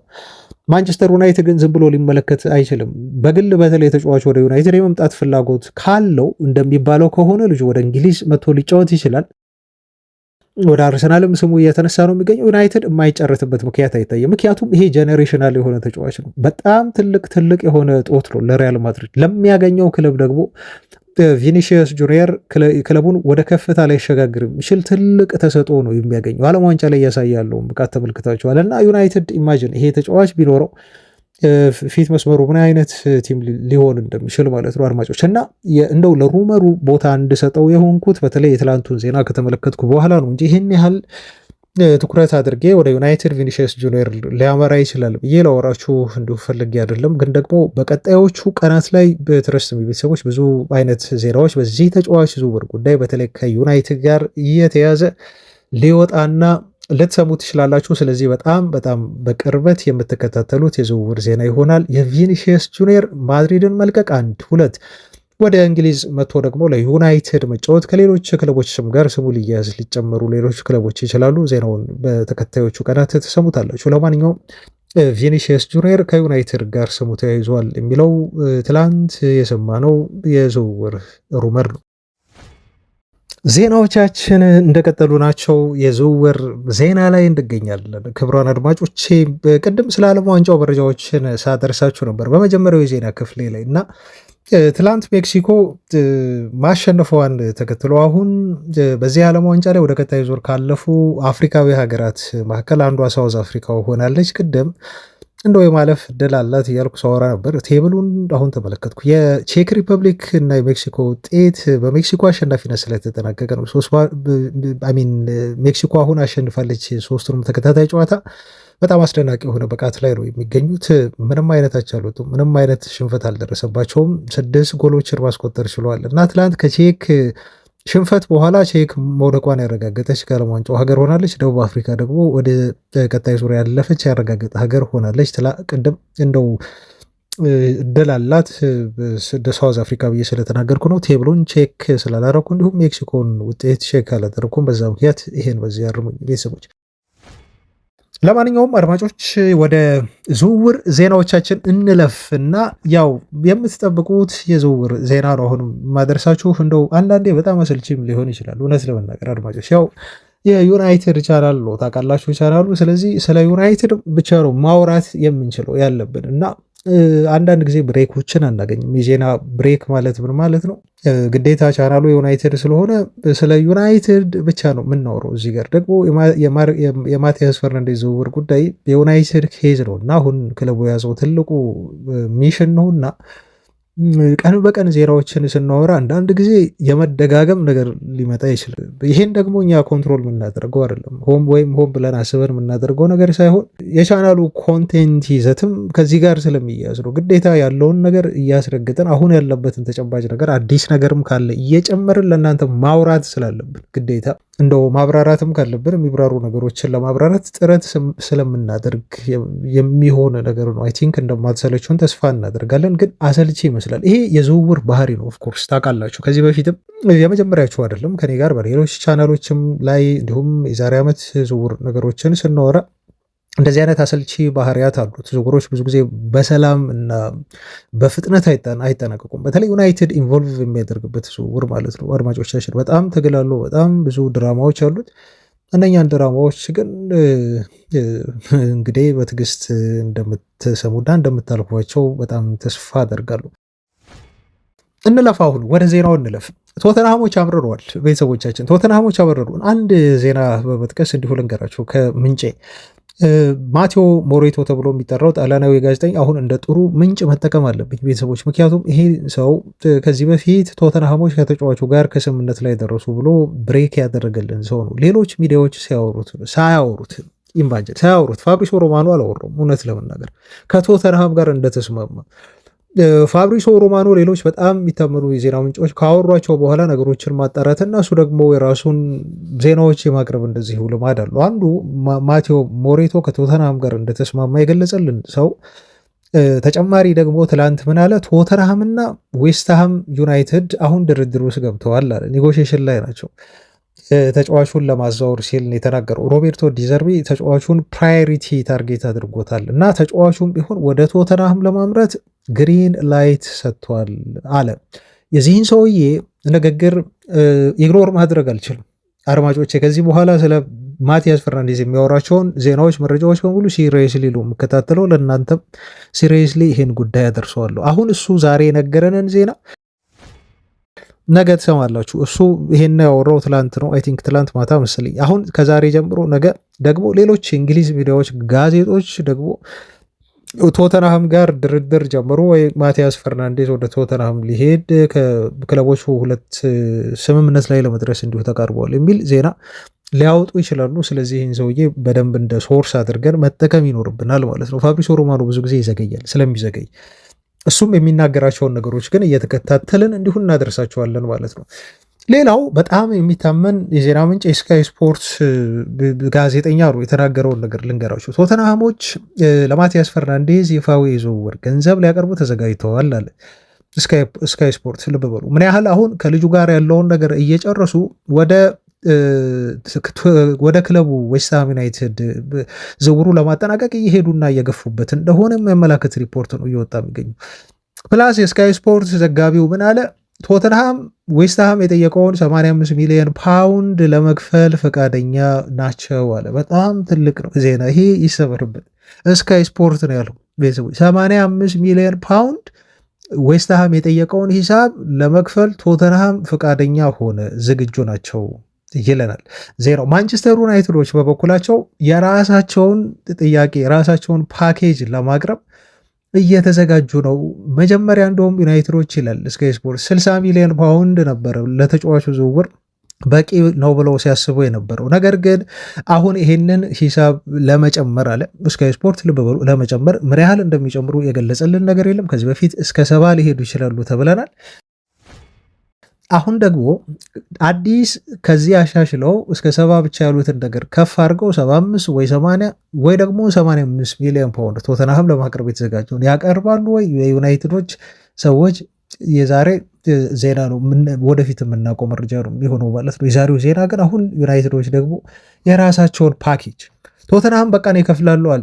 ቶተንሃም ምናልባት አሁን ሊደራደር የሚችለው በስትራክቸሩ ላይ ወይ ደግሞ 85ን ቆርጦ በአዶንስ ላይ ሊሆን ይችላል ሊደራደር የሚችለው። ዩናይትድ ደግሞ አሁን የራሱን አቅርቦት ያቀርባል። ያ አቅርቦት ከቶተንሃም ጋር ሊጣጣም ይችላል፣ ማች ሊያደርግ ይችላል፣ ወይ ደግሞ ሞስት ፕሮባብሊ ሊያንስ ይችላል ማለት ነው። ቤተሰቦች ተረዳችሁኝ? ይሄ ነው አሁን ያለንበት ሁኔታ በማቲያስ ፈርናንዴዝ ዝውውር ላይ ይሄ ነው። ይሄ የስካይ ስፖርት ዘገባ ሆነ የነገርኳቸው። እሺ እንምጣ ደግሞ አሁን ትልቁ ይኸውላችሁ በሁለቱ ክለቦች መካከል ያለው ልዩነት ምን መሰላችሁ? አንደኛ ዩናይትድ ለተጫዋቹ ያቀረበለት ሳምንታዊ ደሞዝ ተብሎ የተነገረው 150,000 ፓውንድ ዩናይትድ አሁን ለልጁ ለመክፈል ፈቃደኛ የሆኑ ደሞዝ። ለተጫዋቹ ዝውውር ደግሞ እስከ 70 ነው ለመሄድ ዩናይትድ ያሰበው። አንድ ይሄ ነው። ሁለተኛ ቶተንሃምስ ምን አቀረበለት? ለልጁ ሳምንታዊ ደሞዝህን እስከ 200,000 ፓውንድ እንሰጣለን ብለው ይሄን አቀረቡለት ተባለ። የሳምንታዊ ደሞዝ ልዩነት 50,000 ፓውንድ አካባቢ ልዩነት አለ በሳምንት እና ቶተንሃም ደግሞ ለተጫዋቹ ዝውውር እስከ 85 ድረስ ሊሄድ ይችላል። አሁን እዚህ ጋር አዶንሱን ሳያካተት ነው። ምናልባት ፊክስድ 75 ሰጥተው ሲደመር አዶንስ ደግሞ 10 አድርገው 85 ሊሆን ይችላል። ዩናይትድ ፊክስዱን 65 አድርገው ሰጥተው ሲደመር አዶንሱን ደግሞ ከፍ አድርገው 70 እና ከዛ በላይ ሊሆን ይችላል። አሁን በሁለቱ ክለቦች መካከል የደሞዝ ልዩነት አለ። የተጫዋቹ ዝውውር ለሚከፍሉት የዋጋ የገንዘብም ልዩነት አለ ማለት ነው። ይሄ ትልቁ ዲፈረንስ ነው። ትልቁ ዲፈረንስ በሁለቱ ክለቦች መካከል የመጣ ዲፈረንስ ነው። አሁን ዩናይትድ እየታገለ ያለው ይህንን ነገር ማች ማድረግ ከቶተንሃም ጋር በተለይ ዝውውር መሸጫውን ዋጋ ለዌስትሃም ዩናይትድ ማች ማድረግ አለበት። ዩናይትድ እና ቶተንሃም ለዌስትሃም ተመሳሳይ ናቸው። ምንም ቢለያቸው ነገር ሁለቱም ገዢ ናቸው። ዌስትሃም ዩናይትድ የሚቀበለው የተሻለ ፓኬጅ የሰጠውን የተሻለ ገንዘብ የሰጠውን ክለብ ነው ማለት ነው የሚቀበለው እና ተጫዋቹን የሚሸጠው ለዛ ክለብ ነው ለማለት ነው። ይሄን ስል ግን ደግሞ አሁን የዩናይትድ ዝውውሩ ሙሉ ለሙሉ እንደው እየከሰመ አይደለም ብዬ እንዲሁ ልነግራችሁ እወዳለሁ። ምክንያቱም ተስፋ የሚሰጡ ደግሞ ሌሎች ሪፖርቶች ስላሉ፣ ለምሳሌ ሳሙኤል ሉካረስት ምን አለ መሰላችሁ? አሁንም ቢሆን በማንቸስተር ዩናይትድ ቤት ሳሙኤል ሉካረስት ለዩናይትድ በጣም ቅርብ የሆነ የዘሰን ጋዜጠኛ ነው። አሁን ድሮ በሜን ጋዜጣ የሚሰራ አሁን ደግሞ ዘሰን ጋር ተቀጥሮ የሚሰራ ሰው ነው ይሄ ጋዜጠኛ እና አሁንም ቢሆን ዩናይትድ ቤት ያለው እምነት ተጫዋቹ የኛን እናደርገዋለን የሚል ከፍተኛ የሆነ ራስ መተማመን አለው። ሁለተኛ የማንቸስተር ዩናይትድ የአማካይ ስፍራ ፈራሚ እንደሚሆን ስቲል የዩናይትድ ሰዎች ያምናሉ ብሎናል። እንታዘበዋለን ወደፊት እስቲ ይሄ እውነት ከሆነ ምንጮቼ እንዳሉኝ ያለ ሳሙኤል ሉካረስ የቶተንሃሞች ፍላጎት በፈርናንዴዝ ዙሪያ የያዙት ፍላጎት ከፍተኛ ጥርጣሬ ውስጥ የከተታቸው ሆኗል። የዩናይትድን ሰው ጥርጣሬ ውስጥ ከተታቸው ማለት ቶተንሃሞች እንደሚወራው ለተጫዋቹ ዝውውር 85 አይከፍሉም የሚል እና ይሄ በጣም የተጋነነ ዘገባ ነው ወይም የተጋነነ መረጃ ነው የሚል እምነት አላቸው ብሏል የዩናይትድ ሰዎች። ምናልባት የዩናይትድ ሰዎች በዚህም ተሸውዶ ሊሆን ይችላል። ይሄን አትርሱ ደግሞ ይሄን እሱ ካለ በኋላ አሁንም ቢሆን ማንቸስተር ዩናይትድ ልጁን ለማግኘት ተመራጭ ቦታ እንደሆነ በተለይ ልጁ ዩናይትድን ስለሚመርጡ ዩናይትዶች በተጫዋቹ ፍጹም መተማመን ላይ ናቸው እና ሁለተኛ የክረምቱ የዝውውር ፈራሚ የአማካይ ቦታ ላይ ሊያ እንደሚያደርጉት ከዩናይትድ ወገን እርግጠኝነት አለ ብሎ ሳሙኤል ሉካረስት በዚህ መልኩ ተስፋ ሰጥቶናል ማለት ነው በዚህ ተጫዋች ዝውውር ላይ። ቤተሰቦች አሁን እነኝህን ሁለት አይነት ዜናዎች በዚህ መልኩ አቀርብኩላችሁ። ስለዚህ ተጫዋች ሁልጊዜም ቢሆን እንደው ኔጌቲቭ ሳይዱን ብቻ አይደለም ተስፋም ላስቆርጣችሁ አይደለም፣ ግን ደግሞ ቶተንሃሞች ምን ያህል ዝግጁ እንደሆኑ እሱን ለማስፈረም የሚከፈለውን መስዋዕትነት ሁሉ ለመክፈል በተለይ ዩናይትድን በገንዘብ አቅል ለማሸነፍ ምን ያህል ርቀት እንደሄዱ እንድትታዘቡት ነው ቤተሰቦቻችን። እና መጨረሻ ላይ በኋላ ላይ ልጁ ድንገት እንደው ወደ ቶተንሃም ዝውውሩ ጨረሰ አለቀ ተብሎ ቢወራ እንዳይገርማችሁ ብዬ ለማለት እንዳትደነግጡ። ምክንያቱም እየሄዱበት ያለው ርቀት በተለይ ፋይናንሻሊ ዩናይትድን ለመብለጥ ነው ቶተንሃሞች በሙሉ ጥረት እያደረጉ ያሉት። ምክንያቱም እነሱ ከዩናይትድ ጋር ሊፎካከሩ አይችሉም። ታውቃላችሁ አውሮፓ ቻምፒዮንስ ሊግ የላቸውም። ዩናይትድን ማሸነፍ የሚችሉት በገንዘብ አቅርቦት ብቻ ነው፣ በሌላ አይደለም ቤተሰቦቻችን። አሁን እዚህ ጋር ደግሞ ዩናይትዶች እየተፈተኑ ነው። ይሄ ፈተና ቀርቦባቸዋል። ፈተናውን እንዴት አድርገው ያሸንፉታል፣ እንዴት በብልጠት ይወጡታል የሚለውን አብረን የምናይ ይሆናል። ወካው የሚያደርጉም ከሆነ አብረን እናያለን። ግን ያኔ ሰርፕራይዝ አንሆን፣ ምክንያቱም እየተመለከትን ነው ቶተንሃም እንዴት አግሬሲቭሊ ልጁን ለማስፈረም እየሄዱ እንደሆነ ለማለት ያህል ነው። አድማጮች ይሄን ነገር ያዙ። ሌላው ሳሙኤል ሉካረስት የጠቀሰውን ነገር አንድ ነገር ማንሳት አለብኝ እዚህ ጋር። ለምን መሰላችሁ? በጣም ወሳኝ ነገር ስለሆነ ነው።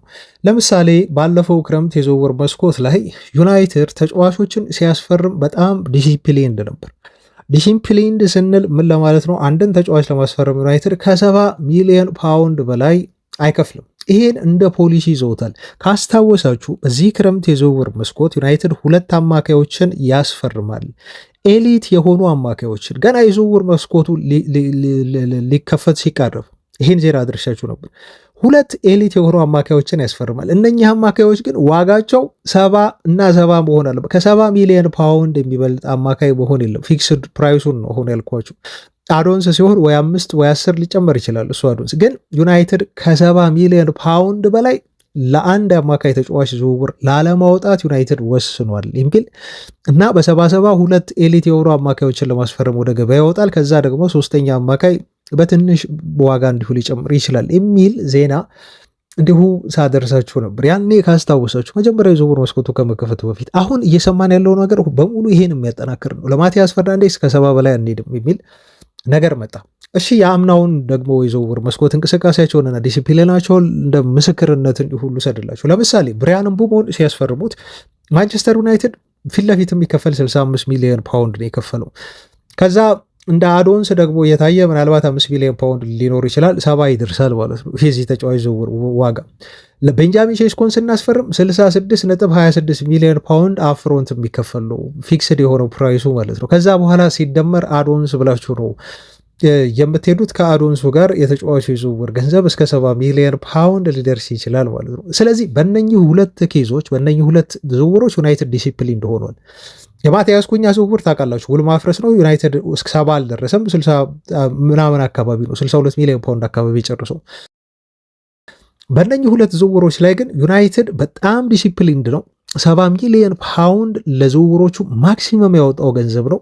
አዶንስ ጨምራችሁ ኢቨን አዶንስ ጨምራችሁ ማለት ነው ከዚህ በላይ ገንዘብ ክለቡ ላለማውጣት እና የዩናይትድን የባለፉት 13 ዓመታት 15 ዓመታት የዝውውር ስህተቶችን በተለይ ላለመፈጸም ከፍተኛ የሆነ ጥንቃቄ እያደረገ ነው የሚገኘው የኢኔዮስ አስተዳደር። ትልቁ ነገር እዚህ ጋር ነው። ይህን ነገር አስምሩበት። ሳሙኤል ሉካረስት ያረጋገጠልን ዩናይትድ ባለፈው ክረምት የፈጸማቸው ዝውውሮች በሙሉ ከ70 ሚሊዮን ፓውንድ የዘለሉ አይደሉም። በጣም አስቸጋሪ ሁኔታ ውስጥ ከገቡ እንደው ፈተናው ከበዛባቸው ምናልባት ትንሽ ፈቀቅ ሊሉ ይችላሉ ከ70 ሚሊዮን ፓውንድ ሂሳብ ግን ይሄ 80 ሚሊዮን ፓውንድ የዝውውር ገንዘብ አሁን ዌስትሃም የሚጠይቅበት 85 ሚሊዮን ፓውንድ ወይም ደግሞ ኖቲንግሃም ፎረስት ልክ አሁን ለሲቲ እንደው ክፈሉኝ ብሎ ያለውን 130 እና ምናምን ሚሊዮን ፓውንድ መክፈል ዩናይትድ ቤት የሚታሰብ አይደለም። አድማጮቻችን በፍጹም ይሄን በዝውውር ፖሊሲያቸው ከዚህ በኋላ በሚያደርጉ ዝውውር ላይ የሚሄዱበት አይደለም ተብሎ ነው የተጠቀሰው። ምናልባት ኤክሴፕሽናል የሆነ ተጫዋች ካልመጣ በስተቀር ኤክሴፕሽናል ስንል ቲሙን እንደው በአንዴ ሊፍት ሊያደርግ የሚችል ተጫዋች ካልሆነ በስተቀር ለምሳሌ እንደነ ኦሊሴ አይነት ዝውውር ወይ ደግሞ እንደነ ቪኒሺየስ ጁኒየር ወይም ደግሞ እንደነ ጁሊያን አልቫሬስ ቲሙን በአንዴ ሊቀይር የሚችል ትልቅ ዝውውር ካልሆነ በስተቀር በተለይ እንዲህ ኖርማል በሆኑ ዝውውሮች ላይ በዚህ ደረጃ በተለይ ለአማካይ በተለይ እንደው አጥቂ ካልሆነ በስተቀር ለአማካይ በተለይ ይሄን ያህል ገንዘብ ዩናይትድ ለማውጣት ፈቃደኛ አይደለም። ይሄን ማለፍ አይፈልጉም። አሳይተውናል ዲሲፕሊን እንደሆነ።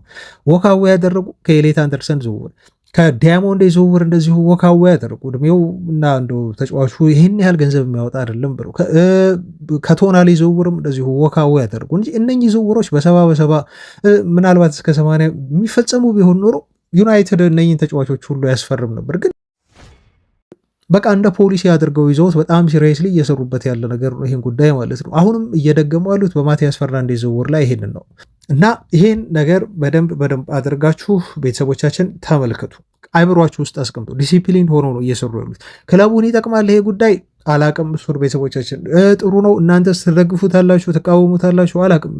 ኦኬ ኮሜንት ላይ እንደውም ሀሳባችሁን በሰጡኝ በዚህ ጉዳይ ላይ በጣም ደስ ይለኛል። እየሄዱበት ያለው አካሄድ ግን ይሄ ነው ወቁት። አሁን እዚህ ጋር ይኸው በማቲያስ ፈርናንዴዝ ጉዳይችን ነገር ልናገርና እንደው በጣም እንዳይሰለች ልውጣ አድማጮቻችን። አሁን እዚህ ጋር የተጫዋቹ ፍላጎት ደግሞ በጣም ወሳኝ እንደሆነ ልነግራችሁ እፈልጋለሁ። የተጫዋቹ ጉልበት እዚህ ጋር በጣም ወሳኝ ነው ወደ ዩናይትድ ለመምጣት። እኔ ሁለት ነገር መናገር እፈልጋለሁ።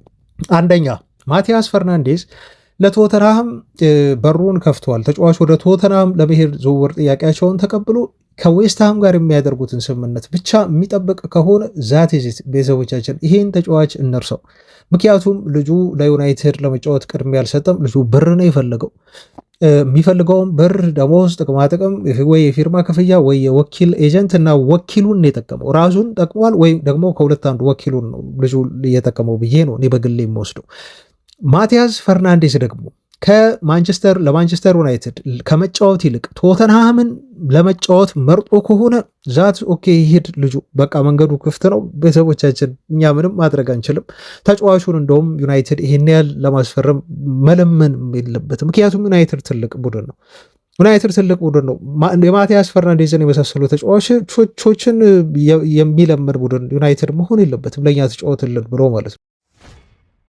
ስለዚህ ማቲያስ ፈርናንዴዝ አሁን ዩናይትድን መርጦ ወደ ማንቸስተር ዩናይትድ ብቻ ነው መሄድ የምፈልገው፣ ከቶተንሃም የተሻለ ደሞዝ ከዩናይትድ ቢያቀርብልኝ ቢሰጠኝም፣ ነገር ግን ደግሞ ለዌስትሃም ዩናይትድ ደግሞ ያነሰ የዝውውር ገንዘብ ቢያቀርብም እኔ መጫወት የምፈልገው ግን ለማንቸስተር ዩናይትድ ስለሆነ ማንቸስተር ዩናይትድን ብቻ ነው መመርጠው እና ሌላ ክለብ እንዲሁ ልመርጥ አልችልም ብሎ ፊት ለፊት ለዌስትሃም ዩናይትድ የሚናገር ከሆነ ለወኪሉ ጆርጌ ሜንዴዝ የሚናገር ከሆነ ዩናይትድ ይሄን ልጅ ለማስፈረም መስዋዕት መክፈል መቻል አለበት።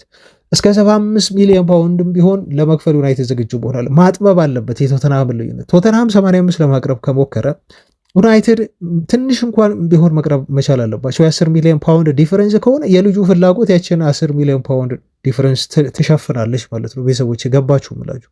ስለዚህ ልጁ እዚህ ጋር ፎርስ ማድረግ አለበት። የትኛውም ተጫዋች ሲዘዋወር ልጁ በጣም ፍላጎቱ እዚህ ጋር ይታያል። ግልጽ ነው ቤተሰቦች። ለምሳሌ አሁን ወኪሉ በጣም እንደው ማፊያ እና እኔ ማልወደው አይነት በጣም መጥፎ አይነት ወኪል ቢሆንም ጆርጌ ሜንዴዝ በቃ እኔ ለዩናይትድ ነው መጫወት የምፈልገው ወይስ ቶተንሃም ዩናይትድን አልፈልግም ህልሜ አይደለም እና በየትኛውም መንገድ ለዩናይትድ እንድጫወት አድርገኝ ካለው መፈጸም ይችላል። ዩናይትድ ዝውውሩ ይቀልለታል፣ መፈጸም ይችላል። ምንም እንኳን 85 ባያወጡም ያወጣሉ ብዬ ባላስብም፣ ግን እንደው ተቀራርበው ቶተናም ከሚከፍለው ክፍያ አንጻር ቅድም በነገርኳችሁ ዲፍረንስ 75 አድርገው ሊያስፈርሙት ይችላሉ። ግን የማቲያስ ፈርናንዴዝ እዚህ ጋር ቁርጠኝነት በጣም በጣም ወሳኝ ነው። ላስታውሳችሁ ቤንጃሚን ሼሽኮ ወደ ማንቸስተር ዩናይትድ ሲፈልገው ዩናይትድ በወቅቱ ኒውካስል ዩናይትድ ይህን የዘገበው የዛ አትሌቲኮ ጋዜጠኛ ላውረን ዋይትዌል ነው። በነገራችሁ ላይ አምና ካስታወሳችሁ ቤንጃሚን ሼሽኮ የቀረበለት የዝውውር ገንዘብ ከማንቸስተር ዩናይትድ ይልቅ የኒውካስል ዩናይትድ በጣም በጣም ትልቅ ነበር፣ ይበልጥ ነበር። አድማጮቻችን ቅድም ነግራችኋለሁ ሂሳቡን ማለት። ኒውካስሎች ግን ለአርቢ ሌፕዚግ ያቀረቡት ሂሳብ ከማንቸስተር ዩናይትድ የላቀ ነው። ከ5 ሚሊዮን ከ6 ሚሊዮን ፓውንድ በላይ ምናልባት እስከ 10 ሚሊዮን ፓውንድ ሊደርስ ይችላል። ልዩነት አለው አዶንሱ ሲጨመር ማለት ነው። ይዚ ከዛ ምን ሆነ? ተቀበሉት ሌፕዚሾች የኒውካስልን ጥያቄ ተቀበሉትና መስማማታቸውን ይፋ አደረጉ። በቃ እኛ ከኒውካስል ጋር ተስማምተናል፣ ጨርሰናል። ስለዚህ አንተ በግልህ የምትወስነውን ነገር ወስንና ውሳኔህን አሳውቀን፣ እኛ ግን እዚህ ጋር ኒውካስል ዩናይትዶች ያቀረቡልንን የዝውውር ሂሳብ ተቀብለናል አሉት ብሎ ነው እንግዲህ በወቅቱ የዘ አትሌቲክ ጋዜጠኛ ላውረን ዋይትዌል ይሄን መረጃ የሰጠን። ከዛስ ምን ተፈጠረ? አድማጮቻችን አያችሁ፣ ኒውካስሎች ተቀበሉ፣ ተስማሙ። ከዛ ዩናይትድ ከዝውውሩ አሁን እዚህ ጋር ራሱን ቆም ብሎ አሰበና ወስን ተባለ። ቤንጃሚን ሼሽኮ ይሄ ውሳኔ ምንድን ነው? አንተ ወዴት ነው መሄድ የምትፈልገው? ወስን ተብሎ ቤንጃሚን ሼሽኮ ሲጠየቅ ካስታወሳችሁ ያኔ የዩናይትድ ሰዎች እንደው ይሄ አኒሜሽን ሁሉ ሰርተውለት ነው የተባለው። በዩናይትድ ቢመጣ ተጫዋቹ እንደው በቀዩ ማሊያ በኦልድ ትራፎርድ ሲጫወት ምን ሊመስል እንደሚችል የመጨረሻ አንድ ስብሰባ ነበር የጠሩት ያኔ እንደ ዊልኮክስ እና በተለይ ደግሞ ይህን ዝውውር ሲመራ የነበረው ታውቃላችሁ ማን ነው ስሙ ጠፋብኝ። ቪቨል ክሪስቶፈር ቪቨል ነበር ዝውውሩ እንዲጠናቀቅ በከፍተኛ ሁኔታ ሲሰራ የነበረው። ከዛ የዩናይትድ አመራሮች የመጨረሻ አንድ ትልቅ ንግግር አደረጉ፣ ስብሰባ አደረጉ። ይሄ ንግግራቸው ደግሞ ራሱ ቤንጃሚን ሼሽኮ የተገኘበት ነው። ወኪሉ ብቻ አይደለም የተገኘው እዛ ንግግር ላይ ማለት ነው። እና ሲያወሩ ተጫዋቹ በማንቸስተር ዩናይትድ ማሊያ ምን ሊሆን እንደሚችል ከኒውካስል ዩናይትድ ይልቅ ወደ ማንቸስተር ዩናይትድ ቢመጣ ተጫዋቹ ምን አይነት ጥቅሞችን ሊያገኝ እንደሚችል ወደፊት ለእግር ኳስ ኬሪየሩ እንዴት እንደሚጠቅመው ወደ ዩናይትድ መዛወሩ በደንብ አድርገው ነው ያሳዩት። እና ቤንጃሚን ሼሽኮ ሲያወራ እንደው ራሴን በአኒሜሽኑ በተሰራው ዩናይትድ ማሊያ ለብሼ የዩናይትድ ሰዎች የዩናይትድ ማሊያ ሁሉ ይዘውለት መጥተው ነበር እና በወቅቱ በዩናይትድ ማሊያ ራሴን በጣም በቃ ውብ አድርጌ በቃ ትክክለኛው ክለብ እንደሆነ ለእኔ እንዳስብ ሆንኩኝ ነው የሚለው። እና ማሊያውን አድርጌ ማሊያውን ራሴን በተመለከትኩት ቁጥር በቃ ለዚህ ክለብ ነው መጫወት ያለብኝ ብዬ በወቅቱ ወሰንኩኝ ይላል ተጫዋቹ ማለት ነው ሼሽኮ። ምንድነው በኋላ ተጫዋቹ ይዞ የመጣውና ውሳኔውን ለአርቢ ሌፕዚግ ሲያሳውቅ አይ በቃ እኔ ኒውካስልን አልፈልግም ማንቸስተር ዩናይትድ ብቻ ነው መግባት የምፈልገው ብሎ ለአርቢ ሌፕዚግ ያሳወቀ ማለት ነው። ልጁ ሌፕዚግ እዚህ ጋር ምን ያድርግ? ከኒውካስል ጋር ተስማምተው ጨርሰዋል። ኒውካስል ዩናይትዶች በግልም ተስማምተዋል። እነሱ ከዩናይትድ በላይ ነው ለልጁ የሰጡት ኮንትራት ደሞዝ ሁሉ። ተጫዋቹ ግን እዚህ ጋር የመጨረሻ ውሳኔን አሳውቅ ሲባል ግን የዩናይትድ አመራሮች በሰሩት የመጨረሻ የማሳመን ስራ እና ልጁ ራሱን በዩናይትድ ማሊያ ተመልክቶ ምን ያህል ዩናይትድ መጫወት ትልቅ ክለብ ስለሆነ ከኒውካስል ጋር ማወዳደረው አይደለም ብሎ ዩናይትድን መረጠ። ስለዚህ ሌፕዚሾች ከኒውካስል ዩናይትድ ባነሰ ሂሳብ ለማንቸስተር ዩናይትድ ለመሸጥ ልጁን ምን አደረጉ? ወሰኑ ማለት ነው። ያቺ የኒውካስል ዲፈረንስ የሆነችው ገንዘብ ልዩነት የሆነችው ገንዘብ በምን ተካካሰች? ካስታወሳችሁ ቤተሰቦች ስነግራችሁ ነበር ዜና ከዩናይትድ ጋር አያችሁ። አሁን እዚህ ጋር ሌፕዚግም እኮ ክለብ ነው። ስለዚህ የተሻለ ጥቅም የሚሰጠውን ነው አይደል የሚፈልገው። አሁን እዚህ ጋር የማስረዳችሁ የማቲያስ ፈርናንዴዝ ጉዳይ ላይ ምን ያህል ተጫዋቹ ከፍተኛ የሆነ ዋጋ እንዳለው አድማጮች ልብ በሉ። ምን ያህል ልጁ ዝውውሩን የማስገደድ እና ጠምዝዞ ከቶተንሃም ይልቅ ወደ ማንቸስተር ዩናይትድ መግባት እንደሚችል ልጁ ልነግራችሁ ላስረዳችሁ ስለፈለግኩ ነው። ቤንጃሚን ሼሽኮ የከፈለውን መስዋዕትነት ከፍሎ ልጁ እና ምንድን ያደረገው ሌፕዚግ ዩናይትድ አካክሰን የሚል አይነት ሀሳብ ተነሳ። አካክሰን ማለት ዲፈረንስ ዋን ማለት ነው። ከኒውካስል ዩናይትድ እናገኝ የነበረውን ገንዘብ እናንተ እየሰጣችሁን አይደለም፣ ዲፈረንስ አለ። ስለዚህ በምን እናካክሰው ሲባል የወዳጅነት ጨዋታ ተነሳ። ታስታውሳላችሁ መረጃውን ሳደርሳችሁ ስቲል ዩናይትድ ከአርቢ ሌፕዚግ ጋር የሚያደርገው እስካሁን ያላደረገው የወዳጅነት ጨዋታ አለ። ይሄ ወዳጅነት ጨዋታ አይ ቲንክ ቀጣይ ክረምት ላይ ይደረጋል ይመስለኛል። እነሱ ተስማምተውበታል። በሆነ ዓመት ውስጥ ብቻ አንድ የወዳጅነት ጨዋታ እናደርጋለን። ጨዋታው የሚደረገው እዛው ሌፕዚግ ሜዳ ነው። ይሄን ጨዋታ ተሰቡታላችሁ። አይ ቲንክ የዛሬ ዓመት ተሰቡታላችሁ ወይ ዩናይትድ ያደርገዋል ከሌፕዚግ ጋር። በዚህ ጨዋታ ላይ ደግሞ ከስቴዲየም ገቢ የሚገኘው በሙሉ ገንዘብ ዩናይትድ አይወስድም፣ ለአርቢ ሌፕዚግ ገቢ ይሆናል። ስለዚህ ከስቴዲየም ሽያጭ ከትኬት ሽያጭ በጣም ውድ ሊሸጡት ይችላሉ። ስቴዲየም ትኬቱን ሽያጭ ማለት ነው። እና እነሱ 10 ሚሊዮንም አገኙ 8 ሚሊዮንም አገኙ 6ም አገኙ 4ም አገኙ ሙሉ የስቴዲየም ገቢውን ይወስዳሉ። ዩናይትድ ደግሞ እንደ ፕሪሲዝን ጨዋታ ከሌፕዚግ ጋር ጨዋታ ያደርጋል። ስለዚህ እችን ነገር አካካሱ ማለት ነው። እዚህ ጋር ኒውካስል ሊሰጣቸው የነበረው ገንዘብ አሁን አልቀረባቸውም። ወደፊት ከሚደረገው የወዳጅነት ጨዋታ ከስቴዲየም ገቢ ያገኙታል ማለት ነው። በዚህ መልኩ ነው ዩናይትድ የቤንጃሚን ሼሽኮን ዝውውር ያገኘው ከኒውካስል ቀድሞ እዚህ ጋር ልጁን ያስፈረመው ማለት ነው። ምክንያቱም ሌፕዚጎች እውነታ አላቸው፣ የተሻለ ገንዘብ ያቀርበላቸው ኒውካስል ነው። ኒውካስል እንዲሄድ ልጁን ግን አላስገደዱትም፣ አማራጭ ፈለጉ፣ ሌላ አማራጭ። ዩናይትድ ደግሞ ያለውን ስም ያለውን ዝና ተጠቅሞ ደግሞ አይሽ የወዳጅነት ጨዋታ እናርግ ከእናንተ ጋር ዩናይትድ እንደው በመላው ዓለም ተመልካች ያለው ቡድን ነው። ስለዚህ ከእናንተ ጋር ወዳጅነት ጨዋታ ብናደርግ ጥሩ ገቢ እናገኛለን። በቃ ኦኬ ያሉ ዩናይትድ ሰዎች ተስማሙ። ዛስ ኦኬ ብሎ ተፈጸመ። እንዴት እንደሄዱ በጣም ብልጣብልጥ የሆነ አካሄድ ተጠቅመው እንዴት ሼሽኮን ከኒውካስል መዳፍ እንደቀሙ ይሄ ትልቅ ማሳያ። እዚህ ጋር ማን የወሰነው ግን ማርሽ ቀያሪው ማን ነው? ቤንጃሚን ሼሽኮን። አሁንም ዌስትሃም ዩናይትድ ለልጁ ዝውውር እስከ 85 ጠየቀ። ዩናይትድ 85 ይክፈል ማለት አይደለም ቤተሰቦች፣ መክፈልም አለበት ብዬ እኔ በግሌ አላስብም። በጣም ነው የተለጠጠው። በጣም ብዙ ገንዘብ ነው፣ እውነት ለመናገር በጣም ብዙ ገንዘብ ነው። ግን የሚያካክስበት መንገድ አያጣም፣ የሚደራደርበት መንገድ ዩናይትድ አያጣም። በዚህ መንገድም ሊሆን ይችላል፣ አናቅም። ምን ችግር አለው? ዩናይትድ ከዓመት ወይ ከ2 ዓመት በኋላ ከዌስትሃም ጋር እንደዚህ ወዳጅነት ጨዋታ ቢያደርግና ገቢውን ለነሱ ቢሰጠው ምን ችግር አለው? ምንም ችግር የለው። እንደው ትራንስፈር ፖሊሲው ላይ በጣም ስትሪክት መሆን የሚፈልግ ከሆነ ዩናይትድ ይህን ሊያደርግ ይችላል። በጣም ሲምፕል ነው፣ ቀላሉ። ግን እዚህ ጋር ምን መሆን አለበት? ማቲያስ ፈርናንዴዝ ልክ እንደ ቤንጃሚን ሼሽኮ ሁሉ ለዩናይትድ እና ዩናይትድ ነው መጫወት የምፈልገው ብሎ መንገድ መዝጋት አለበት።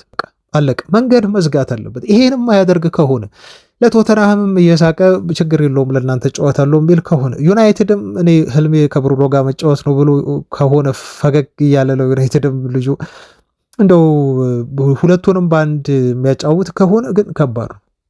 እዚህ ጋር ቁርጠኝነት ያስፈልጋል። ስለዚህ ዩናይትድ አመራሮች በቀጣይ ከተጫዋቹ ትልቅ የሆነ ወደ ዩናይትድ እመጣለሁኝ በቃ እናንተን ብቻ ነው የምፈልገው የሚል አይነት ውሳኔ እንዲወስን ይፈልጋሉ የዩናይትድ ሰዎች ማለት ነው። እንዲወስንም እሱ ይጠበቅበታል። ይሄን የማያደርግ ከሆነ ዩናይትድ ወካው ያደርጋል። እመኑኝ፣ በዚህ ሳምንት ወይ በቀጣዮቹ ቀናት የሆነ ነገር ትሰማላችሁ። የማይሆን ነገር ሆኖ ካገኙት ተጫዋቹ ወደ ዩናይትድ ለመምጣት መስዋዕትነት የማይከፍልና ፍቃደኛ የማይሆን ከሆነ ለመጋፈጥ ነው የምላችሁ። ዌስትሃምንም ለመጋፈጥ ወኪሉንም ለመጋፈጥ። በነገራችሁ ላይ ወኪሉ በጣም አደገኛ ነው። እንደ ቤንጃሚን ሼሽኮ ወኪል የቤንጃሚን ሼሽኮ ወኪል ለደንበኛው ህልም የሚሰራ ወኪል ልዩነታቸው ይሄ ነው። ልዩነታቸው የቤንጃሚን ሼሽኮ ወኪል የተጫዋቹን ፍላጎት የሚያከብርና ቀድሞ ህልሙን እንዲኖር የሚረዳው ወኪል ነው። የማቲያስ ፈርናንዴዝ ወኪል ጆርጌ ሜንዴዝ ግን እንደዚህ አይነት ወኪል አይደለም። ማፊያ ወኪል ነው። በጣም አደገኛ የሆነ ወኪል ነው። ስለዚህ ልጁን ካልጠመዘዘውና ካላስገደደው በስተቀር ተጫዋቹ ደግሞ በጣም እንደው ተገዶ በወኪሉ ጫና ደርሶበት ወደዛ እንዲሄድ ካልሆነ በስተቀር ደግሞ በግሉ እሱም የሚጫወተው ሚና በጣም ከፍተኛ ስለሆነ ይህን ሚናና ጫና ተጫዋቹ በደንብ አድርጎ መወጣት መቻል አለበት። ይሄም አይሆን ከሆነ ዩናይትድ ይውጣ። ምንም እዚህ ጋር መቆየት አያስፈልገን ቤተሰቦቻችን፣ መቆየት አያስፈልግ። 85 ሚሊዮን ፓውንድ በጣም ተጋኗል እውነት ለመናገር። እኔ ይህን ገንዘብ አልከፍልም። እኔ ይህን ገንዘብ ከምከፍል ለቶናሊ ብከፍለው በጣም ሲምፕል ይቀርለኛል። በቃ 85ቱ ላይ እኮ 85 ከሄደ አይቀር ዩናይትድ 5 መጨመር 5 ሚሊዮን በ90 ሚሊዮን ፓውንድ ዩናይትድ ያገኘዋል። ቶናሊ በደንብ የተሻለ በደንብ አድርጎ ፕሪሚየር ሊጉን ጫናውን የዩናይትድ ላይ መጫወት ፕሬሸሩን ሁሉ መቋቋም የሚችል በደንብ ስታብሊሽ የሆነ ዲፌንሲቭ ዲስትሮየር 6 ቁጥር ተጫዋች ዩናይትድ ቶናሊ ማግኘት ይችላል በዛ ገንዘብ እና በተለይ ደግሞ ለአንድ ተጫዋች ይህን ያህል የዝውውር ገንዘብ ስታወጡ ትልቅ ችግር አለው። ትልቅ ችግር። ሌላም የምትፈልጓቸው ተጫዋቾች ላይ ዩናይትድ ለከሌ እኮ 85 ከፍልሃል፣ 90 ከፍልሃል፣ ለእኛም ክፈል ትባላላችሁ። አርሰናል የገባበትን ችግር ተመልከቱ። 100 አንዴ ለራይስ ወጣ። አሁን ማንንም ሲፈልግ 100 ነው የሚባለው። ሲቲን ተመልከቱ። 100 ማውጣት ለሲቲ ብርቁ አይደለም። አሁን ማንንም ሲፈልግ 120 130 መምጣት ነው የሚባሉ ሲቲ። ሊቨርፑልን ተመልከቱ። ባለፈው ክረምት ላይ ያወጡትን 115 125 ሲያወጡ አሁን የትኛውንም ተጫዋች ሲፈልጉ ከሆነ ክለብ በተለይ ጥሩ ብቃት ያለው ክለብ 120 አንጡ ነው እየተባሉ ያሉት። ለዳይሞንዴ ምን ያህል እንደተጠየቁ ተመለከታችሁ ቤተሰቦቻችን። አያችሁ የኢኔዮሶች ስጋት ይሄ ነው። አሁን ዝም ብለን በዘፈቀደ 90 100 የምናወጣ ከሆነ ለቀጣይ የምናዘዋውራቸው ዝውውሮች ላይ ማርኬቱ ይበላሻሉ። ማርኬቱ ይበላሻል። ዝም ብሎ ለተራ ተጫዋችም ዩናይትድ አሁን 90 100 ሊጠየቅ ነው፣ 80 ሊጠየቅ ነው ለተራ ምንም አንድ ዓመት ራሱን ላሳየ ተጫዋች ብቻ ማለት ነው። አያችሁ ሲቲ የተሰቃየውን ስቃይ ተመልከቱ። አሁን የማንቸስተር ሲቲ ዝውውር እኮ አሁን በ140 ሚሊዮን ዩሮ ነው ይጠናቀቃል የተባለው የኢሊየት አንደርሰን። በነገራችሁ ላይ ኦልሞስት የዚህ ተጫዋች ዝውውር አሁን እያለቀ ነው፣ አልቋል እየተባለን ነው ያለ ነው አድማጮቻችን። በ140 ሚሊዮን ዩሮ በ140 ሚሊዮን ዩሮ ነው ያልቃል የተባለው። በጣም የምናምናቸው የዜና ምንጮች ነው ይሄን እየተናገሩ የሚገኙት። እና እዩት እስቲ ምን ያህል ትልቅ ብር እንደሆነ የሚጠየቀው። አሁን ሲቲ ሌላ ተጫዋች ፈልጎ ሌላ ተጫዋች ቢጠይቅ ውል ማፍረሻ ሂሳብ ካልሆነ በስተቀር ልብ በሉ፣ ውል ማፍረሻ ሂሳብ ካልሆነ በስተቀር ሲቲ ለምሳሌ በጣም ትልቅ ብር ነው የሚጠየቀው። ውል ማፍረሻ ከሆነ ክለቦቹ ምንም ማድረግ አይችሉም። ልክ እንደ ሴሜኑ አይነት ውል ማፍረሻ ካለው 60 ከፍሎ ያመጣል በቃ። ምክንያቱም ውል ማፍረሻ ነው። 70 ከሆነ 70 ከፍሎ ያመጣል። ግን ኖርማሊ ራሱን እያሳየ ያለ ምርጥ ሲዝን ያሳለፈ ተጫዋች እንጠይቅ ብሎ የሚል ከሆነ ሲቲ ያለምንም ጥርጥር 100 በታች ክለቦች አይፈልጉም። 100 በላይ ነው ጠይቋቸው። ለሊቨርፑልም ተመሳሳይ። አያችሁ የዝውውር መስኮቱ ሂደት እንቅስቃሴ ላይ ኢኔዮሶችን እኔ በጣም የምደግፍበት ፓርት አለ። ምክንያቱም በጣም እያበሳጩን ነው ከዚህ በፊት የነበሩት። በጣም የሚያስጠላ ዝውውር እየፈጸምን የሚያስጠላ የሳንቾ የአንቶኒ የማኑ ስሙ በጣም ዝውውሮች እኮ አሉ። ዩናይትድ በጣም ያልተጠቀመባቸው ዝውውሮች ፖል ፖግባን ዝውውር ጨምሮ ማለት ነው። እና ገንዘብ ማባከን እንደ በፊቱ ዩናይትድ ቤት የለም። በአንድ በኩል ትደግፈዋችኋላችሁ፣ በሌላ በኩል ደግሞ አንዳንድ ጊዜ ደግሞ እንደው ለቀቅ አድርገው ፈታ ብለው ደግሞ ይህን ተጫዋች ቢያመጡ አንዳንዴ ደግሞ ብላችሁ የምታስቧቸው ተጫዋቾች አሉ። ግን እንደ ክለብ ኦቨርኦል ዲሲፕሊኑን የዩናይትድ የዝውውር ዲሲፕሊን ግን እኔ ሳላደንቅ ማለፍ በጣም ይከብደኛል። አይ ቲንክ ጥሩ ላይ ነው ያሉት። ይሁን ኢትስ ኦኬ ይሄዱበት እንጂ ለማቲያስ ፈርናንዴዝ በዚህ ዝውውር ዩናይትድን ካልመረጠ በስተቀር ወደ ዩናይትድ መጣለሁ ብሎ ዩናይትድን ፈልጎ ልክ እንደ ሼሽኮ ሁሉ ወደኛ ካልመጣ በስተቀር መንገዱን ጨርቅ ያርግለት ይሄድ ወደ ቶተንሃም። እሱ ገንዘብ ከፈለገ መውጣት ነው ዩናይትድ ያለበት። በቃ አናጣም፣ ሌላ ተጫዋች አናጣም እኮ። እንደውም አሁን ወደ ቀጣይ መረጃ ሳልፍ ሌሎች የዚህ ተጫዋች አማራጭ ዩናይትድ የያዛቸው ተጫዋቾች እንደው ማናቸው ካላችሁኝ የኦሪሌን ቹዋሜኒ ጉዳይ ተነስቷል። ትላንት በጣም የተወራበት በተለይ ቹዋሜኒ ወደ ዩናይትድ ሊመጣ ይችላል የሚሉ ዘገባዎች ተሰራጭተዋል። አሁን ሪያል ማድሪድ ለሽያጭ አቅርቦታል። ተጫዋቹ መልቀቅ አይፈልግም፣ ግን ደግሞ ማድሪድ ሊሸጠው ከፈለገ ዝግጁ ነው። ወኪሎቹ ለንደን ላይ ትላንትና ኢንዲካሊያ እንዳለው ከሆነ የማንቸስተር ዩናይትድ ሰዎችን አግኝተው አውርተዋል። ስለዚህ ዩናይትድ አሁን ምን እያደረገ ነው? የማቲያስ ፈርናንዴስ ነገር ስላላማረው ይሄ ካልሆነ ወደ ቹዋሜኒ ፊቴን አዞራለሁ ብሎ ነው ዩናይትድ እያለ ያለው። 75 ሊጠየቅ ይችላል እዚህም ተጫዋች ዝውውር ላይ ማለት ነው። ከማድሪድ ጋር የዚህን ልጅ ዝውውር ለመጨረስ ዩናይትድ ይቸገራል ብዬ አላስብም። አንደኛ ማድሪድ ገንዘብ ይፈልጋል። ምክንያቱም ኤንዞ ፈርናንዴዝን ለመጣ አሁን ኦልሬዲ ድርድር ጀምሯል። ለዚህ ተጫዋች ዝውውር የሚሆነውን ገንዘብ ደግሞ በቹዋሜኒ ሽያጭ ብቻ ነው ሊያገኘው የሚችለው። ስለዚህ ዝውውሩ ከሁለቱም ወገን ክፍት የሆነ ዝውውር። ተጫዋች ወደ እንግሊዝ መጥቶ መጫወት ይፈልጋል። እንግሊዝ ከመጣ ደግሞ ማንቸስተር ዩናይትድ ማሊያ ለብሶ መጫወት የቹዋሜኒ ተቀዳሚ ምርጫ ነው፣ ህልም ነው እና ዝውውሩ ሊሳካ የሚችልበት እንደውም በፍጥነት ሊሆን የሚችል ዝውውር ነው። በደንብ ፖሲቢሊቲ ያለው ይሄን በምክንያታዊ ሆኜ ይሄ ዝውውር ወደዚህ እንደሚሆን ከሆነ በተለይ ኦሪሊያን ቹዋሜኒ ወደ ዩናይትድ ሊመጣ ይችላል ብዬ ስነግራችሁ ሳስረዳችሁ የቆየሁት ጉዳይ ነው። ይሄ አንዱ አማራጭ ነው። ግን ፋብሪሶ ሮማኖ ምን አለ? የተጫዋቹ ደሞዝ አሁን ለዩናይትድ አስቸጋሪ ሊሆን ይችላል አለ። ደሞዙ ላይ ዩናይትድ መፍትሄ ማግኘት አለበት። ምክንያቱም ልጁ ወደ ሳምንታዊ 300 ሚሊዮን ዩሮ አካባቢ ደሞዝ ያገኛል። ከባድ ደሞዝ ነው የሚያገኘው። ይሄን ከፈታ ዩናይትድ የዝውውር ገንዘቡ የሚያስቸግረው አይሆንም ማለት ነው እና ከማቲያስ ፈርናንዴዝ ዝውውር ወዲያው ወካዊ አድርጎ ወደዚህ ላይ መጣ ይችላል። ሌላው አማራጭ አሉት በጣም ርካሽ አማራጮች። ለምሳሌ ንሜቻ የተባለው ተጫዋች የቦሩሲያ ዶርትመንድ ለዩናይትድ ሌላ አማራጭ ነው። የበርንመዙ አሌክስ ስኮት የተባለውም ተጫዋች በዩናይትድ ግዢ ዝርዝር ውስጥ ያለ ሌላ አማራጭ ነው። ስቲል አሁንም ስሙ እየተነሳ ያለው ባሌባ ነው። ባሌባም ቢሆን ከብራይተን የዩናይትድ የግዢ አማራጭ ሆነው የተቀመጡ ተጫዋቾች ናቸው። እነኚህ ሶስት ተጫዋቾች የማቲያስ ፈርናንዴዝ ዝውውር ካልተሳካ ማለት ነው አድማጮች፣ እና የሚሆነውን ነገር አዳዲስ ነገር እንደዚህ ሲኖር እየተከታተልን እናደርሳችኋለን። ለአሁኑ ግን ያለው አዲስ ነገር ይህንን ይመስላል እና አሁን እየታየኝ ያለው ነገር ማቲያስ ፈርናንዴዝ በግሉ ካልጣረ፣ ግፊት ካላሳደረ ዝውውሩ አስቸጋሪ ነው ቢሆኑ። ስለዚህ እሱ መውጣት አለበት፣ መናገር አለበት። ተጫዋቹ ፍላጎቱን በመግለጽ ወኪሉ ላይ ጫና ማሳደር፣ ቶተናሞችን ጫና ውስጥ መክተት መቻል አለበት። ያኔ ነው ዩናይትድ ሊቀለው የሚችለው። ይህም አይሆን ከሆነ ዩናይትድ ቶሎ ወካዌ ቢያደርግ ጥሩ ነው ነው ብለው በዚህ ሳምንት ብቻ የሆነ ነገር ትሰማላችሁ። ለማንኛውም የዛሬ ዜናችን ይህን ይመስላል። ተወዳጆች አብራችሁን ስለነበራችሁ ስለተከታተላችሁን ከልብ ነው ማመሰግነው። ነገ አዳዲስ ነገሮች ካሉ አካተን ይዘን በሌሎች መረጃዎች እናገኛችኋለን። እስከዛ ግን ሰላሙ ነው ባይ